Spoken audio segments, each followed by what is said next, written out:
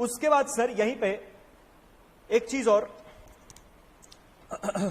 Although वैसे मैंने यहां पे सारे पॉइंटर्स कवर्ड अप कर दिए, एक बार आप भी बता दो, समझ आ गया आपको यहां तक सारा? कोई दिक्कत, कोई परेशानी?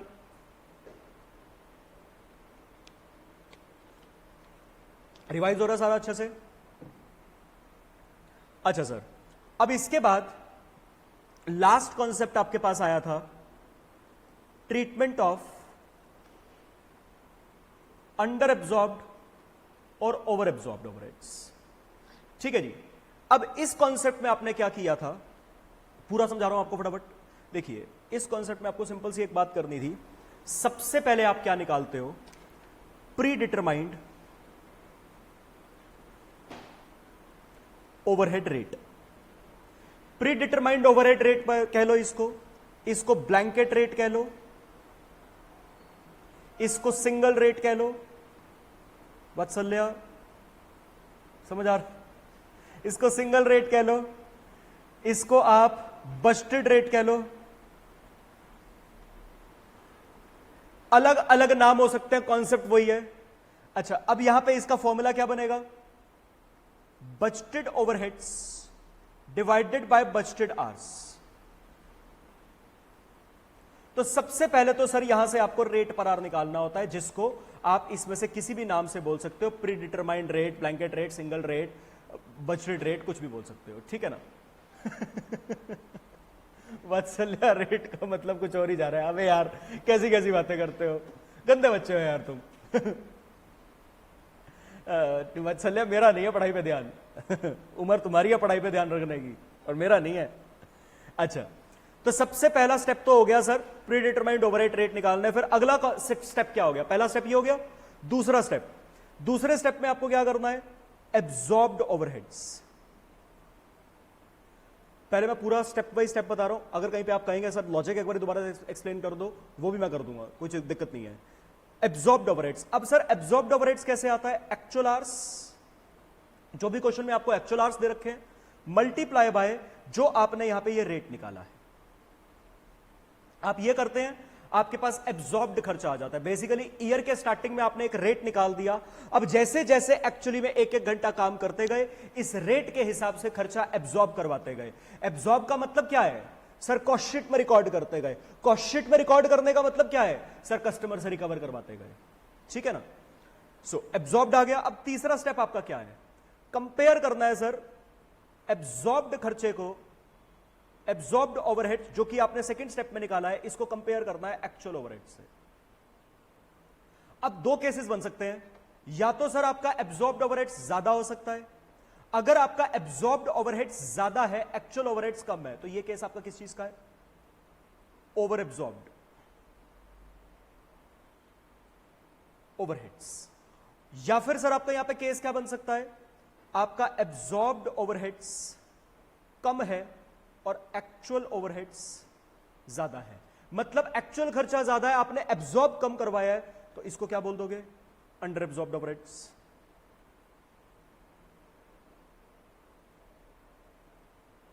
और ऑब्वियसली कंपेयर करने के बाद अगर आपको ओवर एब्जॉर्ब्ड अंडर एब्जॉर्ब्ड का अमाउंट भी निकालना है, तो आप इसी को माइनस करके इनका डिफरेंस सबट्रैक्ट करके आपके पास ओवर एब्जॉर्ब्ड का या अंडर एब्जॉर्ब्ड का अमाउंट आ जाएगा।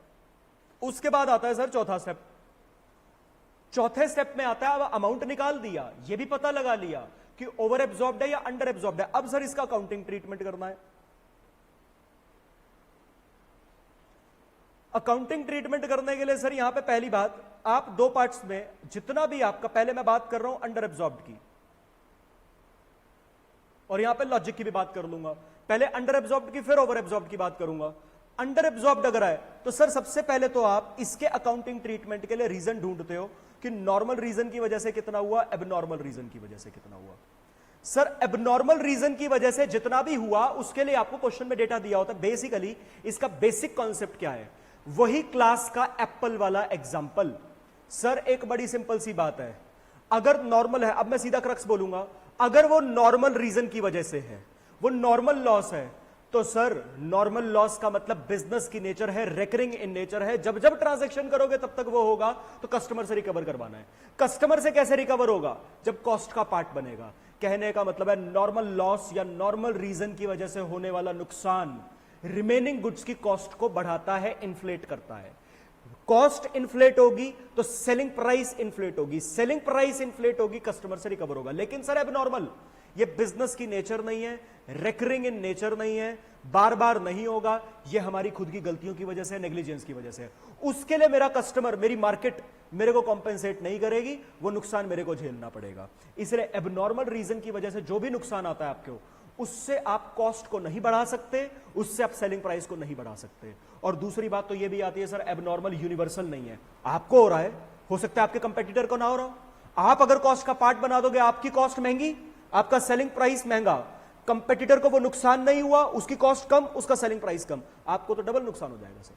तो एबनॉर्मल लॉस क्रक्स क्या है? नॉर्मल लॉस कॉस्ट का पार्ट बनता है, एबनॉर्मल लॉस कॉस्ट का पार्ट नहीं बनता। ये लॉजिक बताया मैंने। अब सर पेपर में जो भी क्वेश्चन आपके पास आते हैं, उसमें पहली बात एबनॉर्मल रीजन की वजह से आपको रीजन दिए होते हैं। जैसे हमने क्लास में क्वेश्चन किया था, कोर्ट फीस, कोर्ट केस हार गया सर, उसकी वजह से कॉम्पेंसेशन देना पड़ गया। ऑब्सोलीट स्टोर्स, माल रखा रखा खराब हो गया, उसको राइट ऑफ करना पड़ गया। या फिर प्रायर पीरियड आइटम लिखनी भूल गया था, अब खर्चा लिखा है। इस तरीके की जो चीजें होती हैं, ये सारी एबनॉर्मल है, ठीक है ना, बार बार रेकरिंग इन नेचर नहीं है। तो सर इन सब का हमने टोटल निकाला था, याद होगा आपको क्लासेस में। अब क्वेश्चन कुछ इस तरीके से था, 1,75,000 समथिंग का अंडर एब्जॉर्ब्ड आया था, जिसमें से हमने जो क्वेश्चन में एग्जैक्ट आपको ये एबनॉर्मल दे रखा था, हमने वो लिख दिया। और सर उसको यहां पे लिख दिया, लेट्स से वो अमाउंट आपका 1,20,000 बन गया, ठीक है ना। अब सर इस हिसाब से जो भी रिमेनिंग बचा, 1,75,000 माइनस 1,20,000, 55,000 बचा, वो आपका नॉर्मल की वजह से होना चाहिए। इसका क्या ट्रीटमेंट होगा वो तो भी देखेंगे। लेकिन सर क्वेश्चन ने आपको एक बात और लिख दी थी कि जो अंडर एब्जॉर्ब्ड अनएनालाइज्ड रह गया है, जो अंडर एब्जॉर्ब्ड अनएनालाइज्ड रह गया है, आप खुद से उसको एनालाइज नहीं कर पाए हो, उसमें से भी कुछ portion, let's say 1/2 is due to defective production policies, and remaining जो उसके बाद भी रिमेनिंग होगा, that is due to increase in cost. अब सर डिफेक्टिव प्रोडक्शन पॉलिसी की वजह से भी जो नुकसान होता है वो भी एबनॉर्मल होता है, पहली बात, क्योंकि आपने खुद बनाई है सर पॉलिसीज, और आपकी पॉलिसीज में गलती निकली है जिस वजह से नुकसान हुआ है, तो वो तो एबनॉर्मल है ना। हां, increase in cost, this is due to inflation, खर्चा बढ़ा है, इन्फ्लेशन हुआ है, this is normal. So basically यहां पे अंडर एब्जॉर्ब्ड अनएनालाइज्ड, बेसिकली आपको याद आ रहा होगा इस क्वेश्चन में हमने ये बात करी थी सर, जो मेरा टोटल अंडर एब्जॉर्ब्ड आया था यहां पे 1,75,000, सीधा सीधा उसका 1/2 मत कर देना। 1,75,000 था टोटल, माइनस ऑलरेडी ये फिगर्स को तो आप क्वेश्चन में एनालाइज कर चुके हो, ये तो है ही एबनॉर्मल, इसमें तो कोई डाउट ही नहीं है। 1,20,000, रिमेनिंग बचा 55,000, this is your unanalysed under absorbed. इसके बारे में मैं एनालाइज नहीं कर पाया हूं, ये क्यों आया है। इस अनएनालाइज्ड का 1/2, आधा डिफेक्टिव प्रोडक्शन पॉलिसीज की वजह से, दैट इज ये भी आपका यहां पे डिफेक्टिव प्रोडक्शन पॉलिसी में आएगा, एबनॉर्मल में आएगा। ये टोटल आपका एबनॉर्मल है, और जो इसके बाद बाकी बचेगा वो आपका नॉर्मल में जाएगा। मेरी बात समझ आई? सो बेसिकली ये जैसे यहां पे अमाउंट आएगा 27,500, तो 27,500 का अमाउंट आपका यहां पे नॉर्मल में चला जाएगा। अच्छा सर, जो एबनॉर्मल में आया उसका ट्रीटमेंट क्या होगा? जितना भी टोटल आपका यहां पे एबनॉर्मल में आया, सीधा सीधा चार्ज्ड टू कॉस्टिंग P&L। अब तब तो मैंने एंट्री बताई नहीं थी, लेकिन अब तो आप पूरा कॉस्टिंग पढ़ चुके हो, कॉस्ट अकाउंटिंग सिस्टम भी कर चुके हो, इसकी एंट्री क्या होगी? डायरेक्टली डेबिट हो जाएगा sir. Costing P&L debit to under absorbed overheads, as simple as that. सीधा सीधा ये एंट्री होगी, कॉस्टिंग P&L में डेबिट हो जाएगा। और अब तो क्योंकि पूरा कॉस्टिंग पढ़ चुके हो, तो मैं कॉस्टिंग P&L की भी बात कर लूंगा सर। कॉस्ट अकाउंटिंग सिस्टम में वैसे आपने ये बात करी थी, लेकिन यहां पे कॉन्सेप्ट आया तो अब साथ के साथ बात करूंगा। इस अंडर एब्जॉर्ब्ड को जब आप कॉस्टिंग P&L में दिखाते हो, तो सर कैसे दिखाते हो? आप जब अपना कॉस्टिंग P&L बना रहे होते हो, आप यहां पे कॉस्ट ऑफ सेल लिखते हो, कॉस्टिंग P&L में सीधा यहां पे कॉस्ट ऑफ सेल आती है, और यहां पे जनरल लेजर एडजस्टमेंट के थ्रू सेल आती है, दिस इज योर सेल, और यहां पे आता है प्रॉफिट। उसके बाद सर आप इस प्रॉफिट को कैरी डाउन करते हो, ये प्रॉफिट होता है प्रॉफिट बिफोर एडजस्टमेंट, फिर इस प्रॉफिट को कैरी डाउन करते हो और यहां पे आप डेबिट करते हो, costing P&L debit to under absorbed, under absorbed आप यहां डेबिट करोगे और फिर आपके पास प्रॉफिट आएगा, प्रॉफिट आफ्टर एडजस्टमेंट। याद है ये वाली बात आपने, ये वाली बात वैसे आपने ओवरहेड्स में नहीं सीखी थी, ये कॉस्टिंग कॉस्ट अकाउंटिंग सिस्टम में सीखी थी, लेकिन यहां से लिंक हो रही है तो साथ के साथ बताई मैंने। अच्छा सर, अब जो नॉर्मल रीजन की वजह से है, ओके संस्कार, अब जो नॉर्मल रीजन की वजह से है उसके लिए क्या करना पड़ेगा सर? इसके लिए निकलेगा supplementary overhead rate. Supplementary overhead rate कैसे निकलेगा सर? सप्लीमेंट्री ओवरहेड रेट निकालने के लिए पहली बात, आपको क्वेश्चन में ना जैसे ऐसे डेटा दिया होता है, एक तो आपके पास लेट्स से आपको सोल्ड यूनिट्स दी हुई हैं, यहां मैं डेटा क्वेश्चन के अकॉर्डिंग फ्रेम करके बताता हूं आपको एक बार फटाफट से। जैसे आपको दिया हुआ प्रोडक्शन, टोटल प्रोडक्शन करी let's say 30,000 units, sold let's say question ने कह दिया 22,000 यूनिट्स बिक गई,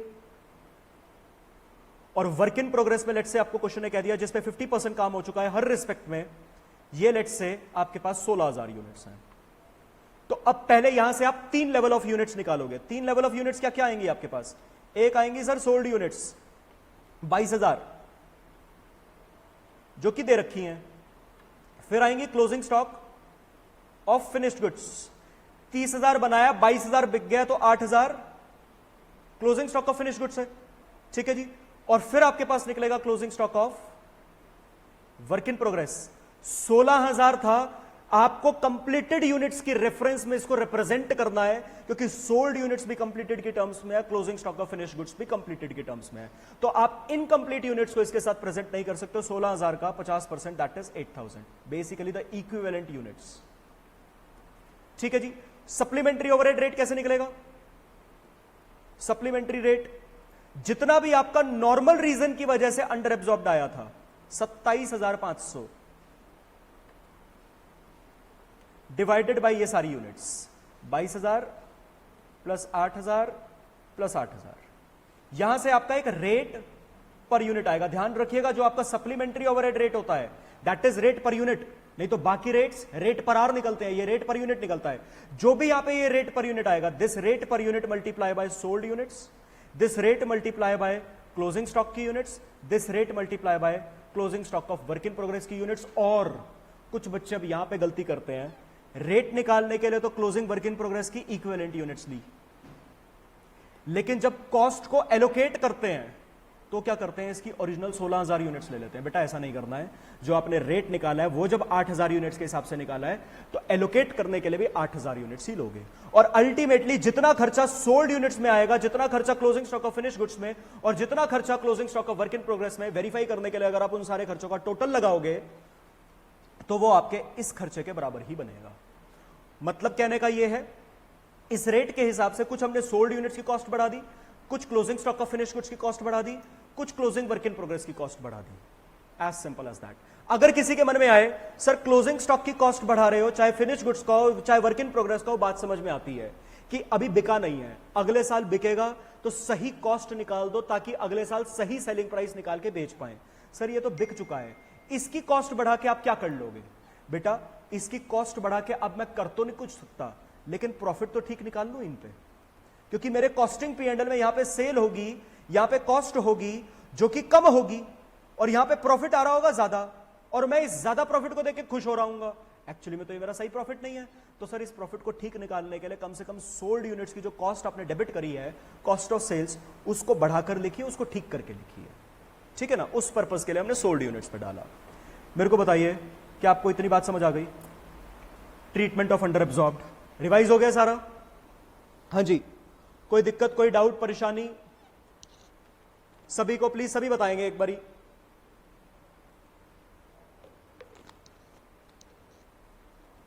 हाँ जी, अच्छा, खासकर क्योंकि सिंगल ग्रुप वाले तो अभी ताजा ताजा इसी सेशन के लिए आए हैं, खाली बैठे हुए थे अभी तक, घर पे पढ़ रहे होंगे नहीं पढ़ रहे होंगे मेरे को नहीं पता। बोथ ग्रुप वाले बताओ यार, नींद तो नहीं आ रही है? क्योंकि वो बेचारे सुबह से बैठे हुए हैं, आई अंडरस्टैंड। ओके जी, और ये हमारे सिंगल ग्रुप वाले भाई समझ आ रहा है सबको? वत्सल्या तू तो भाग जा।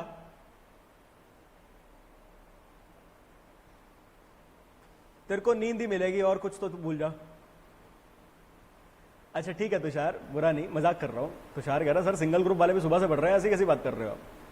वो बेचारे, मैं बहुत ग्रुप वालों की इसलिए बात कर रहा था, उनकी सुबह से क्लासेस चल रही थी। ठीक है जी, ठीक है। अच्छा समझ भी सबको आ रहा है ना? रिवाइज हो रहा है मतलब? आखिरी चीज है सर यहां पे, उसकी भी बात कर लेता हूं। Over absorbed. देवांग की बात का हम कुछ रिप्लाई नहीं करेंगे। अब सर अगर आपका ओवर एब्जॉर्ब्ड ओवरहेड्स आ जाता है, बाय चांस क्वेश्चन में आपका ओवर एब्जॉर्ब्ड ओवरहेड्स आ जाता है, जो यहां पे आपका अंडर एब्जॉर्ब्ड आया था, जिसका ये सारी कहानी हमने डिस्कस करी उसके अकाउंटिंग ट्रीटमेंट की। अंडर एब्जॉर्ब तो ठीक है, अगर सर आपका यहां पे ओवर एब्जॉर्ब्ड आ जाता है तो क्या करोगे? देखो जी, मैं इसका मेन लॉजिक के हिसाब से आपको आंसर बता देता हूं। आपने करा हुआ है वैसे। सर ओवर एब्जॉर्ब्ड का मतलब क्या है? आपने अपना कॉस्टिंग पी&एल बनाया, कॉस्टिंग पी&एल में बाय जीएल एडजस्टमेंट लिख के आपने यहां पे एक तरह से क्या रिकॉर्ड करी है? अपनी सेल। सेल की एंट्री ऐसी होती है ना, पहले सेल अक्रू होगी, sale debit to GL adjustment, उसके बाद वो फॉरवर्ड होगी अपने कॉस्टिंग पी&एल में। तो यहां पे सर आपने सेल लिख दी और यहां पे आपने टू कॉस्ट ऑफ सेल लिखी है। आपने खर्चा सर ओवर एब्जॉर्ब्ड करवाया है। मतलब ओवर एब्जॉर्ब्ड का मतलब क्या है? जब आप अपनी कॉस्ट शीट बना रहे थे तो कॉस्ट शीट बनाते हुए, कॉस्ट शीट का फॉर्मेट जो भी होता है, प्राइम कॉस्ट के बाद सर जब आपने फैक्ट्री ओवरहेड्स लिखे, उन फैक्ट्री ओवरहेड्स में आपने ये खर्चा ज्यादा लिख रखा है। अगर आप अपनी कॉस्ट शीट में फैक्ट्री ओवरहेड्स में खर्चा ज्यादा लिख रखा है तो सर यहां से जो आपकी कॉस्ट शीट में कॉस्ट ऑफ सेल्स निकली होगी वो फिर इन्फ्लेटेड निकली है। आपने उस ज्यादा कॉस्ट ऑफ सेल्स को यहां पे डेबिट कर रखा है, तो सर यहां से जो आपका प्रॉफिट आया होगा वो कम आ रहा होगा। क्या एक्चुअली में आपका प्रॉफिट कम है? नहीं है सर। तो इस प्रॉफिट को ठीक कर दें यार, कम से कम। अब गलती हो गई, आपके मन में यह भी आ सकता है सर आपने कॉस्ट ज्यादा निकाली, उसमें प्रॉफिट ऐड किया, सेलिंग प्राइस भी आपने ज्यादा निकाल ली, सर आपने तो सेलिंग प्राइस ही गलत निकाल। अरे हो गई ना वो गलती। जिस गलती को ठीक नहीं कर सकता आप तो नहीं करूंगा ठीक, जिसको ठीक कर सकता हूं वो कर लूं।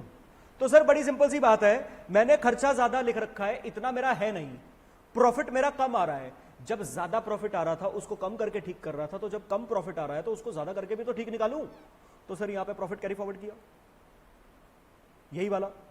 अब सर ये प्रॉफिट कम आ रहा है, मेरे को ये प्रॉफिट सही चाहिए, कॉस्ट ज्यादा थी, प्रॉफिट कम आ रहा है, मेरे को प्रॉफिट को बढ़ाना है। बढ़ाने के लिए मैं यही लिख दूंगा ओवर एब्जॉर्ब्ड, और ये ऐड होके मेरे पास यहां पे प्रॉफिट आफ्टर एडजस्टमेंट आएगा। इसकी एंट्री क्या बनी? यहां पे ये क्रेडिट हुआ है, बाय करके क्रेडिट हुआ है, एंट्री क्या होगी? Over absorbed overheads to costing P and L, as simple as that. कहने का मतलब है सर अगर ओवर एब्जॉर्ब्ड का केस आ जाए, बस ये है आपका ट्रीटमेंट और कुछ नहीं है। ये सब तो मैंने यहां तक लॉजिक बताया था, ट्रीटमेंट इतनी सी एंट्री है और कुछ नहीं करना। यहां पे नॉर्मल अब नॉर्मल का कोई खेल ही नहीं है, क्योंकि सर इनकम आ गई है मेरी, ठीक है ना? हाँ जी, मेरे को बताइए, बात समझ आ गई अब? तो सर यहां पे मेजर कॉन्सेप्ट्स आपके खत्म हो जाते हैं। कुछ छुटपुट बातों की और बात कर लेता हूं यहां पे, ताकि कॉन्सेप्ट बस यहां पे 5-7 मिनट के और हैं। अब मैंने मेजर कॉन्सेप्ट इस चैप्टर के पूरे रिवाइज करवा दिया। अब छुटपुट की बात कर लेता हूं, जो कि थ्योरेटिकल आपके पास क्वेश्चन भी आ सकता है और बाकी क्वेश्चंस में यूज भी हो सकते हैं। सर पहली बात, एक सवाल आता है आपके पास यहां पे, एलिमेंट्स ऑफ कॉस्ट। कई बारी क्लासेस में बोला है एलिमेंट्स ऑफ कॉस्ट क्या है? Material, labour, expenses. आपसे पूछूं मटेरियल के एलिमेंट क्या हैं? Direct material, indirect material. आपसे पूछूं लेबर का एलिमेंट क्या है? Direct labour, indirect labour. आपसे पूछूं एक्सपेंसेस का एलिमेंट क्या है? Direct expenses, indirect expenses. आपसे पूछूं ओवरहेड्स क्या है? Sir indirect material, indirect labour, indirect expenses मिलके ओवरहेड्स बनते हैं। आपसे पूछूं ओवरहेड्स के एलिमेंट क्या हैं? Sir factory overheads, admin overheads, office and admin overheads, selling and distribution overheads. खत्म। यह सवाल एक बनता है आपके पास थ्योरी में। दूसरा सवाल, सर क्लासिफिकेशन ऑफ कॉस्ट क्या है? सर क्लासिफिकेशन ऑफ कॉस्ट में 3 चीजें आती हैं। Fixed cost, variable cost, semi variable cost. Sir पहचान क्या है? फिक्स्ड कॉस्ट की पहचान है सर टोटालिटी में कांस्टेंट, पर यूनिट में वेरिएट करेगी। वेरिएबल कॉस्ट की पहचान क्या है सर? टोटालिटी में वेरिएट करेगी, पर यूनिट कांस्टेंट रहेगी। याद करिए, क्लासेस में भी आपको ऐसे बता रखा है, फटाफट से एग्जांपल से भी बता देता हूं, कहीं कंफ्यूज हो जाओ इस बात में, पता नहीं क्या लिख दिया ये कांस्टेंट वेरिएबल कांस्टेंट वेरिएबल। मान लीजिए रेंट का खर्चा 1 लाख, 10,000 यूनिट्स बनाई तब भी 1 लाख, 20,000 यूनिट्स बनाई तब भी 1 लाख। पर यूनिट निकाल लो, 10,000 यूनिट्स बनाई पर यूनिट 10 रुपए, 20,000 यूनिट्स बनाई पर यूनिट 5 रुपए। पर यूनिट में वेरिएट कर गया, टोटालिटी में कांस्टेंट रहा। वेरिएबल खर्चा, लेट्स से 1 यूनिट बनाने के लिए रॉ मटेरियल का खर्चा 10 रुपए का, 10,000 यूनिट्स बनाई, खर्चा 1 लाख, 20,000 यूनिट्स बनाई, खर्चा 2 लाख। देख लीजिए टोटालिटी में वेरिएट कर गया, पर यूनिट 10 रुपए रहा, कांस्टेंट रहा। वेरिएबल। और सर सेमी वेरिएबल क्या है? बिल्कुल सही लिख रहे हैं सभी सर, टोटल हो या पर यूनिट हो दोनों में वेरिएट करेगा। तो क्वेश्चन में प्लीज आइडेंटिफाई कई बार करना पड़ता है, बजट में भी ऐसे क्वेश्चंस आए थे, ये वाला कॉन्सेप्ट वहां पे भी यूज होता है और जगहों पे भी यूज होता है। तो ध्यान रखिएगा, खर्चों को जो भी आपको क्वेश्चन में दिए हैं एक बार एनालाइज जरूर कर लेना, वो फिक्स्ड है, वो वेरिएबल है कि वो सेमी वेरिएबल है। वो सेमी वेरिएबल कब होंगे? जब टोटालिटी में भी वेरिएट कर रहे हो, पर यूनिट में भी वेरिएट कर रहे हो। ठीक है जी।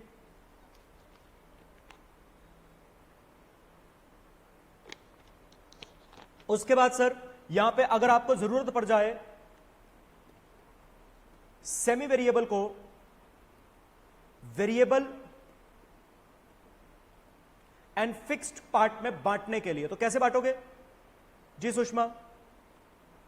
ये लीजिए, इसमें क्या देखना है? तो क्लासेस में कर रखा है, elements, material, labour, expenses, material के direct material, indirect material, labour, direct labour, indirect labour. मतलब इसमें ये नोट कर रहे हो क्या? नोट तो करवा रखा है भाई। स्पीड ज्यादा होगी है क्या? कि ठीक है, बता दो एक बारी। ओके जी।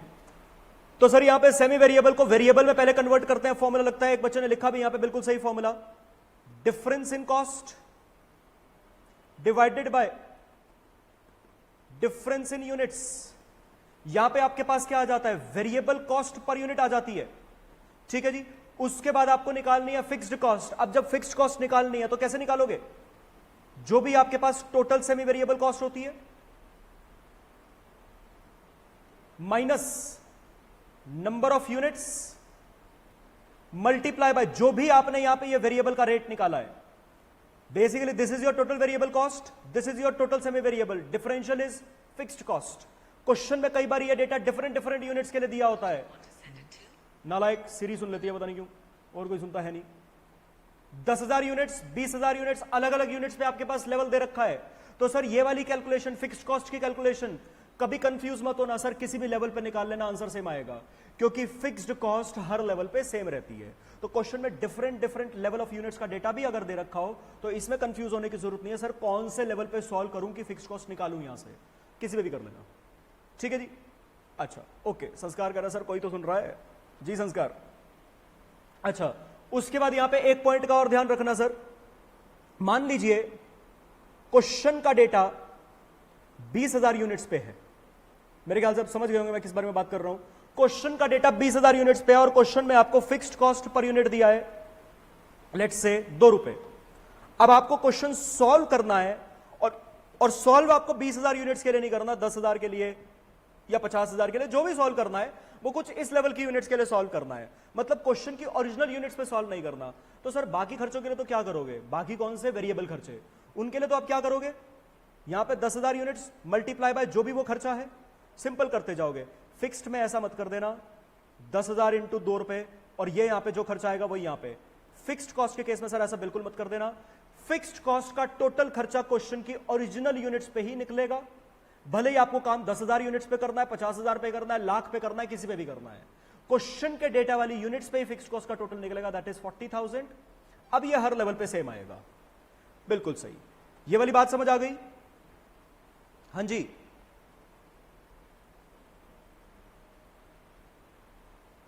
ठीक है जी।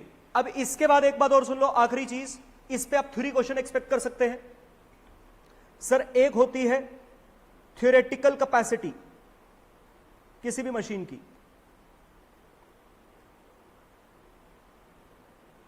एक होती है प्रैक्टिकल कैपेसिटी,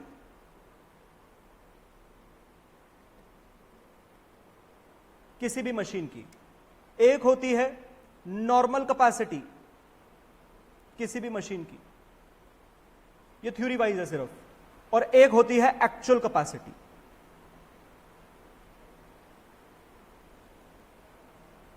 अब सर थ्योरेटिकल कैपेसिटी क्या होती है? थ्योरेटिकल कैपेसिटी का मतलब यह होता है कि ये कैपेसिटी कभी भी एक्चुअली में आप यूटिलाइज ही नहीं कर सकते। थ्योरेटिकल कैपेसिटी का मतलब है जैसे गाड़ियों में हाईएस्ट स्पीड लिखी होती है, गाड़ियों में, बाइक्स में हाईएस्ट स्पीड लिखी होती है, क्या आप जेन्युइनली उस स्पीड तक लेके जा सकते हो गाड़ी को, बाइक को? कहने का मतलब है वो आपकी मैक्सिमम कैपेसिटी दे रखी है, जहां तक शायद आप प्रैक्टिकलिटी में कभी जाओगे नहीं। ठीक है ना? बेसिकली मशीनों के रेफरेंस में तो ये हो गया सर, 24 घंटे हफ्ते के 7 दिन, साल के 365 दिन अगर मशीन चले तो मैक्सिमम कितने आवर्स चल सकती है? At max. ये कभी भी प्रैक्टिकल होता ही नहीं है। प्रैक्टिकल कैपेसिटी क्या होती है? प्रैक्टिकल कैपेसिटी होती है, मैं बोलूं सर डेली बेसिस पे ना मशीन को 2 घंटे तो आपको रोकना ही पड़ेगा। दिन में 24 घंटे हैं, माइनस 2 घंटे तो सर आपको मशीन को बंद करना ही पड़ेगा। ठीक है ना? नहीं तो मशीन फूक जाएगी। तो डेली बेसिस पे अगर आप 2 घंटे का आराम दे दो मशीन को तो मशीन चल जाएगी सर।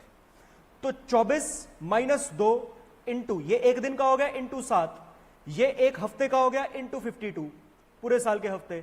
बेसिकली इस तरीके से करके जो आपके पास कैपेसिटी आएगी, this is your practical capacity. लेकिन सर काम तो आप इस पे भी नहीं कर सकते। फिर आती है नॉर्मल कैपेसिटी। नॉर्मल कैपेसिटी कहती है सर दिन में 22 घंटे मशीन चल सकती है। ये हमने निकाली है, दिन में 22 घंटे मशीन चल सकती है। डेली बेसिस पे मशीन को 2 घंटों का आराम दे दोगे, 22 घंटे मशीन चल जाएगी। लेकिन सर मशीन पे काम करने वाली तो लेबर है। लेबर तो डायरेक्टली पूरे 22 घंटे काम नहीं कर सकती। लेबर को तो आप नहीं कह सकते कि दिन में 24 घंटों में से 2 घंटे का आराम देंगे, 22 घंटे मशीन चला लो। कहने का मतलब है लेबर को आपको लंच ब्रेक भी देना पड़ेगा। और कई बारी सर नॉर्मल ब्रेकडाउन होता है in due course. Normal breakdown कह दो या नॉर्मल रिपेयर एंड मेंटेनेंस के लिए सर मशीन बंद रखनी पड़ेगी आपको कभी ना कभी।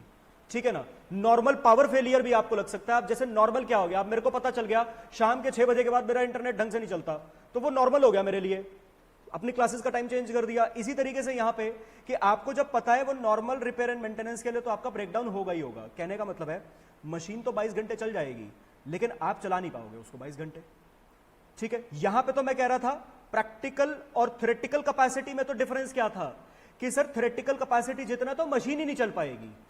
नॉर्मल और प्रैक्टिकल में डिफरेंस क्या है कि सर प्रैक्टिकल जितना आप नहीं चला पाओगे उसको। ठीक है जी? तो नॉर्मल कैपेसिटी निकाली, मान लीजिए लंच ब्रेक वगैरह का एक दिन का, इन सब का टाइम ऑन एन एवरेज एक दिन का 1 घंटा आपको देना ही पड़ेगा। तो सर 22 माइनस 1 घंटा, 21 घंटा जो दिन का निकला, this is your normal capacity. अब आती है एक्चुअल कैपेसिटी। मैं कहता हूं एक्चुअली में तो मैंने 15 घंटे मशीन चलाई। इन दोनों में जो डिफरेंस है वो काहे का डिफरेंस है? Abnormal reasons. क्योंकि नॉर्मल रीजंस मैंने नॉर्मल कैपेसिटी में कवर्ड अप कर लिए थे। उसके बाद भी अगर आपने कम घंटे मशीन चलाई है तो आपने एबनॉर्मल रीजन की वजह से कम मशीन चलाई है।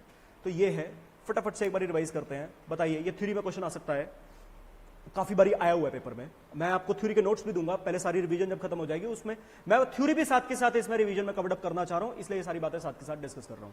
तो sir theoretical capacity, maximum capacity of the, या sorry, maximum built capacity of the machine, maximum built capacity of the machine.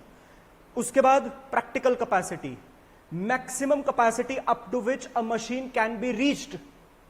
ठीक? उसके बाद आती है नॉर्मल कैपेसिटी। नॉर्मल कैपेसिटी क्या होती है? नॉर्मल आइडल टाइम को हटाकर, नॉर्मल आइडल टाइम को अगर मैं प्रैक्टिकल कैपेसिटी में से हटा दूं, practical capacity minus normal idle time, तो आपके पास आपकी नॉर्मल कैपेसिटी आ जाती है। एक्चुअल कैपेसिटी क्या हो गई सर? अगर मैं नॉर्मल कैपेसिटी में से एबनॉर्मल आइडल टाइम भी हटा दूं तो एक्चुअल कैपेसिटी आ गई, बात खत्म। So this is it sir, overheads के कॉन्सेप्ट खत्म हो गए हैं। मेरे को बताइए